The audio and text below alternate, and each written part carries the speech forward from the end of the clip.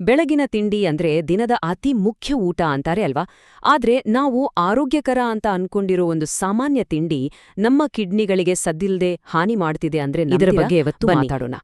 ಹೌದು, ಲಕ್ಷಾಂತರ ಜನ ಪ್ರತಿದಿನ ಬೆಳಗ್ಗೆ ಇದನ್ನೇ ತಿನ್ನೋದು ಆರೋಗ್ಯಕ್ಕೆ ಒಳ್ಳೇದು ಅಂತ ಅನ್ಕೊಂಡು, ಆದ್ರೆ ಗೊತ್ತಿಲ್ದ ಹಾಗೆ ಸಮಸ್ಯೆಯ ಮೂಲ ಇಲ್ಲೇ ಇರಬಹುದು. ಸೊ ನಿಜವಾದ ಪ್ರಶ್ನೆ ಏನಂದ್ರೆ, ಈ ಅಭ್ಯಾಸ ನಿಜವಾಗ್ಲೂ ನಮ್ಮ ಕಿಡ್ನಿಗಳ ಮೇಲೆ ಸದ್ದಿಲ್ಲದೆ ಒತ್ತಡ ಹಾಕ್ತಿದ್ಯಾ? ಹಾಗಾದ್ರೆ ಯಾವುದು ಆ ತಪ್ಪು?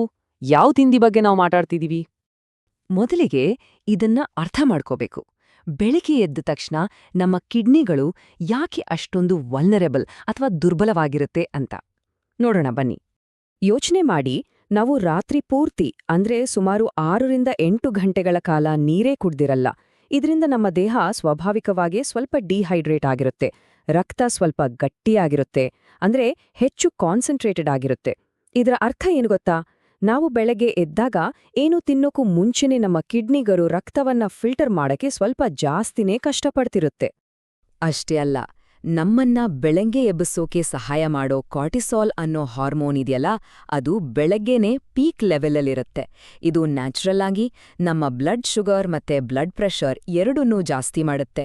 ಸೊ ನಮ್ಮ ದೇಹದ ಸಿಸ್ಟಮ್ ಮೇಲೆ ಆಗ್ಲೇ ಒಂದು ಬೇಸಿಕ್ ಒತ್ತಡ ಇದ್ದೇ ಇರುತ್ತೆ. ಸರಿ, ದೇಹದ ಪರಿಸ್ಥಿತಿ ಹೀಗಿರುವಾಗ ನಾವು ತಿನ್ನೋ ಸಕ್ಕರೆ ಕಿಡ್ನಿಗಳಿಗೆ ಸೂಕ್ಷ್ಮ ಮಟ್ಟದಲ್ಲಿ ಅಂದ್ರೆ ಮೈಕ್ರೋಸ್ಕೋಪಿಕ್ ಲೆವೆಲಲ್ಲಿ ಹೇಗೆ ಹಾನಿ ಮಾಡುತ್ತೆ ಅಂತ ನೋಡೋಣ. ಇಲ್ಲಿ ಮುಖ್ಯ ಪಾತ್ರ ವಹಿಸೋದೇ ನೆಫ್ರಾನ್ಗಳು. ನೆಫ್ರಾನ್ ಅಂದ್ರೆ ಏನ್ ಗೊತ್ತಾ? ಇವು ನಮ್ಮ ಕಿಡ್ನಿಯ ಒಳಗಿರೋ ಲಕ್ಷಾಂತರ ಸೂಕ್ಷ್ಮ ಫಿಲ್ಟರ್ಗಳು. ಇವುಗಳ ಕೆಲ್ಸ ಒಂದೇ, ನಮ್ಮ ರಕ್ತವನ್ನ ಕ್ಲೀನ್ ಮಾಡೋದು. ಈ ಸಂಖ್ಯೆ ನೋಡಿ, ಅಬ್ಬಬ್ಬಾ! ಒಂದೊಂದು ಕಿಡ್ನಿಯಲ್ಲಿ ಸುಮಾರು 1 ಮಿಲಿಯನ್ ಅಂದ್ರೆ 10 ಲಕ್ಷ ನೆಫ್ರಾನ್ಗಳಿರುತ್ತೆ. ಇವು ಎಷ್ಟು ಸಣ್ಣದು ಮತ್ತೆ ಎಷ್ಟು ಮುಖ್ಯ ಅನ್ನೋದನ್ನ ಇದರಿಂದಾನೇ ಊಹಿಸ್ಬೋದು. ಹಾಗಾದ್ರೆ ಈ ಡ್ಯಾಮೇಜ್ ಚೈನ್ ರಿಯಾಕ್ಷನ್ ತರ ಹೇಗಾಗತ್ತೆ ನೋಡಿ. ಮೊದಲನೇ ಹಂತ, ನಾವು ಸಕ್ಕರೆ ಜಾಸ್ತಿ ಇರೋ ತಿಂಡಿ ತಿಂತೀವಿ. ಎರಡನೇ ಹಂತ, ರಕ್ತದಲ್ಲಿ ಸಕ್ಕರೆ ಮಟ್ಟ ಸಡನ್ ಆಗಿ ಶೂಟಪ್ ಆಗತ್ತೆ. ಆಗ ಏನಾಗತ್ತೆ, ನಮ್ಮ ನೆಫ್ರಾನ್ಗಳು ಓವರ್ ಡ್ರೈವಲ್ಲಿ ಕೆಲಸ ಮಾಡೋಕ್ ಶುರು ಮಾಡ್ತವೆ. ಯಾಕಂದ್ರೆ ಆ ಎಕ್ಸ್ಟ್ರಾ ಸಕ್ಕರೆನ ಹೊರಗೆ ಹಾಕ್ಬೇಕಲ್ಲ. ಕೊನೆಗೆ ಈ ನಿರಂತರ ಒತ್ತಡದಿಂದ ಆ ಸೂಕ್ಷ್ಮ ಫಿಲ್ಟರ್ಗಳು ಡ್ಯಾಮೇಜ್ ಆಗೋಕ್ ಶುರುವಾಗತ್ತೆ. ಇಲ್ಲಿ ಗಮನಿಸ್ಬೇಕಾದ ಇನ್ನೊಂದು ವಿಷಯ ಇದೆ. ಇದು ಬರೇ ಗ್ಲೂಕೋಸ್ ಕಥೆ ಮಾತ್ರ ಅಲ್ಲ. ನಾವು ಆರೋಗ್ಯಕರ ಅಂತ ಕುಡಿಯೋ ಹಣ್ಣಿನ ಜ್ಯೂಸ್ ಇದೆಯಲ್ಲ, ಅದ್ರಲ್ಲಿರೋ ಫ್ರಕ್ಟೋಸ್, ಅದು ನಮ್ಮ ದೇಹದಲ್ಲಿ ಯೂರಿಕ್ ಆಸಿಡ್ ಆಗಿ ಬದಲಾಗತ್ತೆ. ಈ ಯೂರಿಕ್ ಆಸಿಡ್ ಕೂಡ ನಮ್ಮ ಕಿಡ್ನಿಗಳ ಮೇಲೆ ಇನ್ನೊಂದು ಲೇಯರ್ ಒತ್ತಡವನ್ನ ಹಾಕತ್ತೆ. ಈಗ ನೋಡಿ, ನಿಜವಾಗ್ಲೂ ಶಾಕ್ ಆಗೋ ವಿಷಯ. ನಾವು ತುಂಬಾ ಹೆಲ್ದಿ ಅಂತ ತಿನ್ನೋ ಒಂದು ಬೋಲ್ ಗ್ರಾನೋಲಾ ಮತ್ತೆ 1 ಗ್ಲಾಸ್ ಆರೆಂಜ್ ಜ್ಯೂಸ್, ಇದ್ರಲ್ಲಿ 50 ಗ್ರಾಂಗಿಂತ ಹೆಚ್ಚು ಸಕ್ಕರೆ ಇರೋ ಸಾಧ್ಯತೆ ಇದೆ. 50 ಗ್ರಾಂ ಅಂದ್ರೆ ಒಂದು ಕ್ಯಾನ್ ಕೋಕ್ ಅಥವಾ ಸೋಡಾದಲ್ಲಿರೋ ಸಕ್ಕರೆಗಿಂತಾನೂ ಜಾಸ್ತಿ. ನಮ್ಮಕ್ಕಾಗ್ತಿದ್ಯಾ? ಈ ಡ್ಯಾಮೇಜಲ್ಲಿರೋ ದೊಡ್ಡ ಅಪಾಯ ಏನು ಗೊತ್ತಾ? ಇದು ಯಾವುದೇ ಲಕ್ಷಣಗಳನ್ನ ತೋರ್ಸಲ್ಲ, ಸೈಲೆಂಟ್ ಆಗಿ ನಡೀತಾ ಇರುತ್ತೆ. ಅದಕ್ಕೆ ಇದನ್ನ ಒಂದ್ ರೀತಿ ಸೈಲೆಂಟ್ ಎಪಿಡೆಮಿಕ್ ಅಥವಾ ಗುಪ್ತ ಸಾಂಕ್ರಾಮಿಕ ಅಂತ ಕರಿಬೋದು. ನಿಜವಾಗ್ಲೂ ಭಯಾನಕ ವಿಷಯ ಅಂದ್ರೆ, ಈ ಕ್ರಾನಿಕ್ ಕಿಡ್ನಿ ಕಾಯಿಲೆ ವರ್ಷಾನುಗಟ್ಲೆ ಯಾವುದೇ ಸಿಂಪ್ಟಮ್ಸ್ ಇಲ್ದೆ ಒಳಗೊಳಗೆ ಬೆಳೀತಾ ಇರುತ್ತೆ.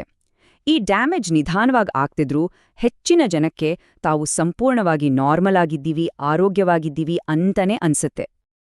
ಇನ್ನೊಂದು ವಿಷಯ ಸ್ಪಷ್ಟವಾಗಿರಲಿ, ಈ ಅಪಾಯ ಬರೀ ಡಯಾಬಿಟೀಸ್ ಇರೋರಿಗೆ ಮಾತ್ರ ಅಂತ ಅನ್ಕೋಬೇಡಿ. ಖಂಡಿತ ಇಲ್ಲ. ದಿನಾ ಒಂದೇ ರೀತಿ ಸಕ್ಕರೆ ಜಾಸ್ತಿ ಇರೋ ತಿಂಡಿ ತಿನ್ನೋ ಅಭ್ಯಾಸ ಇರೋ ಯಾರಿಗ್ ಬೇಕಾದ್ರೂ ಈ ಹಾನಿ ಆಗ್ಬಹುದು. ಸರಿ, ಇಷ್ಟೆಲ್ಲ ಕೇಳಿ ಗಾಬರಿ ಆಗ್ಬೇಡಿ.